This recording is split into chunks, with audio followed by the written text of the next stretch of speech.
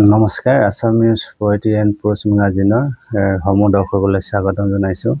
আজি আমাৰ মাজত আছে এজন বিশিষ্ট সমাজকৰ্মী, এজন অৱসৰপ্ৰাপ্ত শিক্ষক আৰু সদৌ অসম হাইস্কুল শিক্ষক সন্থাৰ প্ৰাক্তন প্ৰধান সম্পাদক আৰু মানুহৰ কাৰণে যিসকলে অহৰহ চেষ্টা কৰি আছে সেইসকলৰ ভিতৰত এজন অন্যতম শুভচিন্তক আমাৰ সকলোৰে শ্ৰদ্ধাৰ শ্ৰীযুত ৰাজেন শৰ্মা ছাৰ।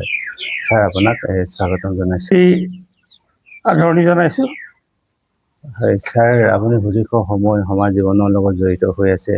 আপোনাৰ শিক্ষা জীৱনৰ বিষয়ে, শৈশৱৰ বিষয়ে অলপ জানিব পাৰোঁনে?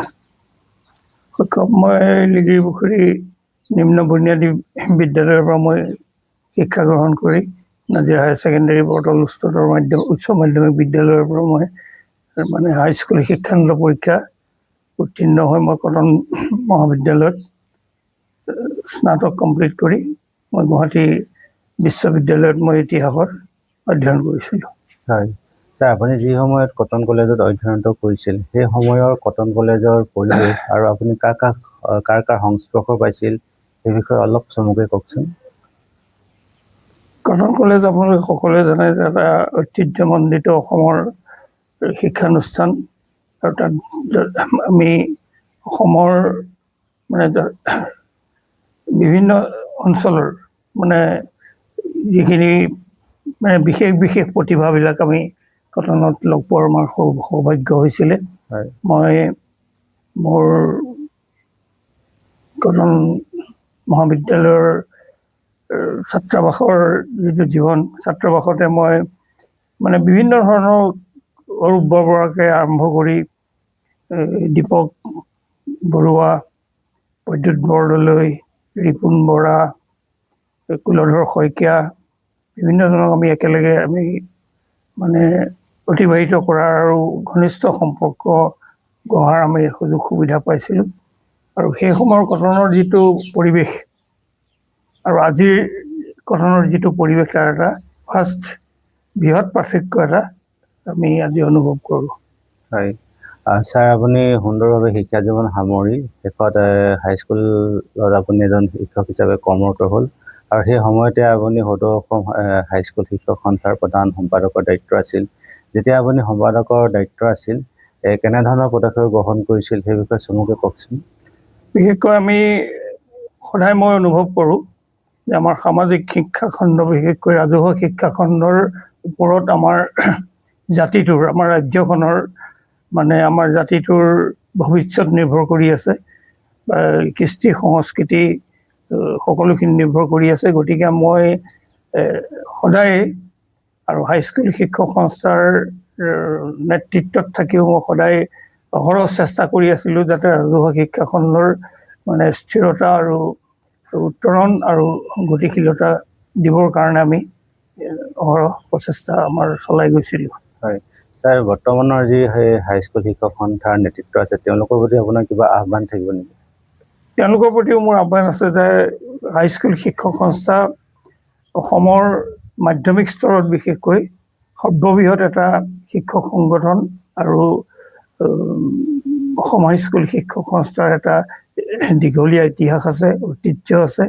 গতিকে মই আশা কৰিম যে বৰ্তমানৰ নেতৃত্বই হাইস্কুল শিক্ষক সংস্থাৰ পূৰ্বৰ যিটো গৰিমা, যিটো ঐতিহ্য, সেই ঐতিহ্য যাতে ৰক্ষা কৰে আৰু শিক্ষকৰ বৃহত্তৰ স্বাৰ্থত কামখিনি আগবঢ়াই লৈ যায়। ছাৰ, আপুনি শেহতীয়াকৈ এখন নতুন নাজিৰা নিৰ্মাণৰ কাৰণে জড়িত হৈ আছে। আপুনি এই ক্ষেত্ৰত যথেষ্টখিনি আগবাঢ়িছে, যথেষ্টখিনি পদক্ষেপ গ্ৰহণ কৰিছে আৰু লগতে আমাৰ যি বিধানসভা নিৰ্বাচন হৈ গৈছিল তাত বিপুল সংখ্যক ভোটত আমাৰ নাজিৰা সমষ্টিৰ মাননীয় বিধায়ক মহোদয় শ্ৰীযুত ময়ূৰ বৰগোহাঁই ডাঙৰীয়া বিজয়ী হৈছে। এই বিজয়ীৰ ক্ষেত্ৰত আপোনাৰো কিছু অৱদান আৰু দিহা পৰামৰ্শ আছে বুলি চৰ্চা লৈ আহিছে। এখন নতুন নাজিৰা নিৰ্মাণৰ ক্ষেত্ৰত আপুনি কেনেধৰণৰ এতিয়া শেহতীয়াকৈ পদক্ষেপসমূহ গ্ৰহণ কৰা হৈছে সেই বিষয়ে অলপ চমুকৈ কওকচোন। এতিয়া ধৰক, ময়ূৰ বৰগোহাঁই বিপুল ভোটত এইবাৰ নিৰ্বাচনত বিধায়ক হিচাপে নিৰ্বাচিত হ'ল আৰু সেইটো ময়ূৰ বৰগোহাঁইৰ যিটো বিৰল যিটো প্ৰতিভা, ব্যক্তিত্ব, সেইটো ক'ব লাগিব। কাৰণ ময়ূৰ বৰগোহাঁই বিগত বিশেষকৈ 21 চনৰ নিৰ্বাচনত তেখেতে পৰাজিত হোৱাৰ পিছত তেখেতে কিন্তু বহি থকা নাছিলে। তেখেতে প্ৰত্যেক দিনাই অসমৰ মানে নাজিৰা সমষ্টিৰ প্ৰতিজন ভোটাৰক তেখেতে মানে লগত অহৰহ সম্পৰ্ক ৰাখি প্ৰতিজন ভোটাৰৰ সমস্যাবিলাকৰ বুজ লৈ যিটো জনসম্পৰ্ক অহৰহ তেওঁ মানে অব্যাহত ৰাখিছিল। আৰু সেই জনসম্পৰ্কই ময়ূৰ বৰগোহাঁইক বিগত নিৰ্বাচনত বিপুল ভোটত 15 বছৰৰ বিধায়ক হিচাপে থকা দেৱব্ৰত শইকীয়াক বিপুল ভোটত পৰাজয় কৰিবৰ কাৰণে ময়ূৰ বৰগোহাঁই সমৰ্থ হ'ল। আৰু ময়ূৰ বৰগোহাঁইৰ ওপৰত নাজিৰা সমষ্টিৰ বাসীৰ যথেষ্ট আস্থা আছে, ভৰসা আছে। আৰু ময়ূৰ বৰগোহাঁইৰ নেতৃত্বত নাজিৰাই মানে উন্নয়ন আৰু বিকাশৰ ক্ষেত্ৰত সৰ্বাংগীন উন্নতি কৰিব বুলি নাজিৰাবাসীয়ে সপোন দেখিছে। আৰু সেই সপোন ময়ূৰ বৰগোহাঁই পূৰণ কৰিব বুলি আমি আশা কৰিছোঁ। হয় ছাৰ, বিধানসভা নিৰ্বাচনৰ আগত অসমৰ মাননীয় মুখ্যমন্ত্ৰী ডক্টৰ হিমন্ত বিশ্ব শৰ্মা ডাঙৰীয়া আহিছিলে আৰু তেওঁ কেতবোৰ নাজিৰা সমষ্টিৰ উন্নয়নৰ কাৰণে ঘোষণা কৰিছিলে। ধৰি লওক, এখন বিশ্ববিদ্যালয়ৰ কথা ঘোষণা কৰা হৈছিল, এখন বিমানবন্দৰৰ কথা ঘোষণা কৰা হৈছিল। ইয়াৰ কিছু প্ৰাৰম্ভিক যাৱতীয় পদক্ষেপ গ্ৰহণ কৰা হৈছে নেকি? ইতিমধ্যে এই এখন অভিযান্ত্ৰিক মহাবিদ্যালয় মানে নাজিৰা বিধানসভা সমষ্টিত গঠন হোৱাৰ প্ৰক্ৰিয়াটো ইতিমধ্যে আৰম্ভ, মানে প্ৰাৰম্ভিক মানে আলোচনা আৰম্ভ হৈছে চৰকাৰৰ লগত। আৰু সেইটো আমি আশা কৰিছোঁ। ইতিমধ্যে ময়ূৰ বৰগোহাঁয়ে দেওপানী বৰচিলা অঞ্চলত তাৰ কাৰণে মাটিৰো সন্ধান কৰিছে। আৰু সেই অঞ্চলতে অভিযান্ত্ৰিক মহাবিদ্যালয়খন গঠন হ'ব বুলি আমি আশা কৰিছোঁ। ইতিমধ্যে সৈনিক স্কুল এখনৰো চিন্তা চৰ্চা ময়ূৰ বৰগোহাঁয়ে কৰিছে। সেই সম্পৰ্কতো তেওঁ মানে সংশ্লিষ্ট বিভাগৰ লগত যোগাযোগ অব্যাহত ৰাখিছে। তাৰ উপৰিও যিটো এয়াৰপৰ্টৰ কথা মুখ্যমন্ত্ৰীয়েও ঘোষণা কৰিছিলে ইয়াত, আৰু সেই এয়াৰপৰ্টটো শিৱসাগৰ আৰু চৰাইদেউ জিলাৰ আৰু নাজিৰাক সামৰি সকলোৰে সুবিধাজনক এটা অঞ্চলত মানে বিমানবন্দৰটো হোৱাৰ হেৰিত আগবাঢ়ি গৈ আছে। ছাৰ, আমাৰ নাজিৰা সমষ্টিৰ মাননীয় বিধায়ক আমাৰ সকলোৱে মৰমৰ ময়ূৰদায়ে প্ৰথম পদক্ষেপ হিচাপে কোনকেইটা তেওঁ গ্ৰহণ কৰিছে বুলি ক'ব পাৰি? ময়ূৰ বৰগোহাঁয়ে নিৰ্বাচন হোৱাৰ আগৰ পৰাই নাজিৰা সমষ্টিৰ বিশেষকৈ সুচল যাতায়াতৰ কথা চিন্তা কৰিছিলে। শিক্ষা আৰু স্বাস্থ্য খণ্ডত তেওঁ বিধায়ক হিচাপে নিৰ্বাচিত হোৱাৰ পিছতেই তেওঁ নাজিৰা সমষ্টিৰ যিটো বিধ্বস্ত পৰাই যিটো যাতায়াতৰ সুচল ব্যৱস্থাৰ কাৰণে তেওঁ চিন্তা চৰ্চা ইতিমধ্যে আৰম্ভ কৰিছে। প্ৰায় 200টামান নাজিৰা ৰাস্তা তেওঁ ইতিমধ্যে আঁচনি উন্নয়নৰ ক্ষেত্ৰত আঁচনি প্ৰস্তুত কৰিছে। শিক্ষা কেন্দ্ৰত তেখেতে বিভিন্ন ধৰণৰ পদক্ষেপ ইতিমধ্যে লৈছে। আৰু স্বাস্থ্য খণ্ডতো তেখেতে বিশেষভাৱে চিন্তা চৰ্চা কৰি আছে। হয় ছাৰ, আপুনি এজন বিশিষ্ট সমাজকৰ্মী হিচাপে আৰু হাইস্কুল শিক্ষক সন্থাৰ প্ৰাক্তন প্ৰধান সম্পাদক হিচাপে যথেষ্টখিনি আপোনাৰ অভিজ্ঞতা আছে। আৰু সেই অভিজ্ঞতাৰ দৃষ্টিৰে যদি আমাৰ বৰ্তমান সমাজৰ 3টা মৌলিক সমস্যাৰ কথা কোৱা হয়, কোনকেইটা আপোনাৰ দৃষ্টিৰে এই মুহূৰ্তত আঙুলিয়াই দিব? বৰ্তমান আমাৰ আটাইতকৈ ডাঙৰ সমস্যাটো হৈছে নৱপ্ৰজন্মৰ মাজত যিটো ড্ৰাগছৰ যিটো অবাধ প্ৰচলন। বিশেষকৈ আমাৰ নাজিৰা গেলেকী এই সীমান্ত নাগালেণ্ডৰ সীমান্ত এই অঞ্চলটোত ড্ৰাগছৰ যথেষ্ট প্ৰাদুৰ্ভাৱ হৈছে। আৰু এই ড্ৰাগছৰ এইটো ৰোধ কৰাৰ ক্ষেত্ৰত বিশেষকৈ নৱপ্ৰজন্মৰ ভৱিষ্যত সুৰক্ষাৰ স্বাৰ্থত আমি এইটো এটা যথেষ্ট চিন্তনীয় বিষয়।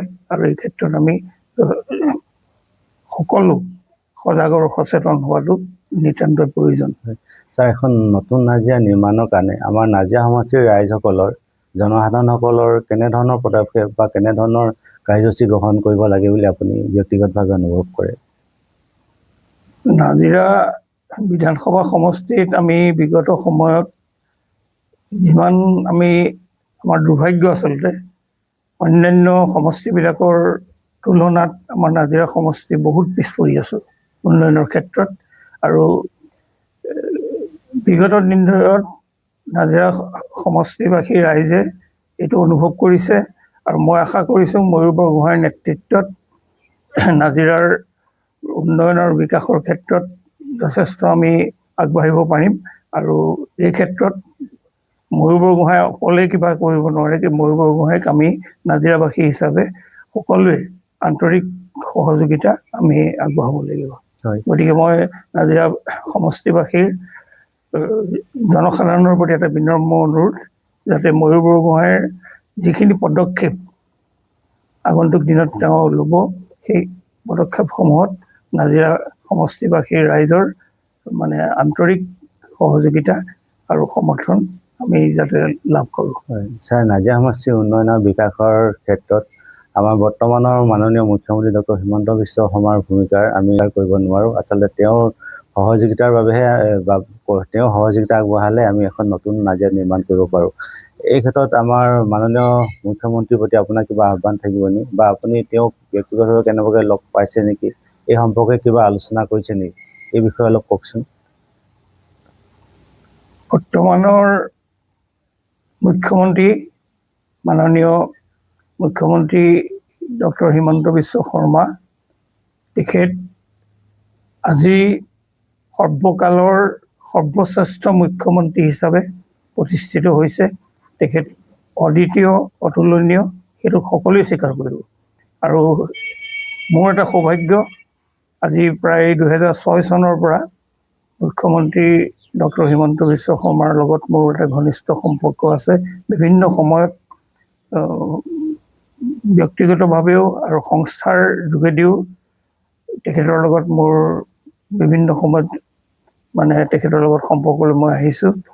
গতিকে মই নিতান্তই আশা কৰিম যে ময়ূৰ বৰগোহাঁই কিবা কৰিব আৰু সেইখিনি ডক্টৰ মুখ্যমন্ত্ৰী ডক্টৰ হিমন্ত বিশ্ব শৰ্মাৰ সহযোগতহে সেইখিনি নাজিৰাৰ সৰ্বাংগীন উন্নয়ন আৰু বিকাশৰ কথাটো সম্ভৱ হ'ব। এটা আদৰ্শৰ মাজে আপুনি জীৱনটো যাপন কৰিছে, আৰু আমি যদি চাওঁ তেতিয়াহ'লে আপুনি এতিয়াও এটা যুটীয়া পৰিয়ালত, যৌথ পৰিয়ালত আপোনালোকে বসবাস কৰিছে। কাৰণ আমি যদি চাৰিওফালে চাওঁ, সকলো ফালে একক পৰিয়ালে আজি গা কৰি উঠিছে। এই যে আপোনালোকে আজিৰ তাৰিখতো যৌথ পৰিয়াল হিচাপে আছে, বাস কৰি আছে, এখন ঘৰ, এটা পৰিয়াল সুন্দৰভাৱে বৰ্তি থাকিবলৈ হ'লে, মিলামিছাৰে বৰ্তি থাকিবলৈ হ'লে আপোনালোকো এক প্ৰকাৰ আদৰ্শামী বুলি আমি ক'ব পাৰোঁ। এই যে আজিৰ তাৰিখতো আপোনালোকে যৌথভাৱে আছে, ইয়াৰ সফলতাৰ কাৰণটো কি বুলি ভাবে?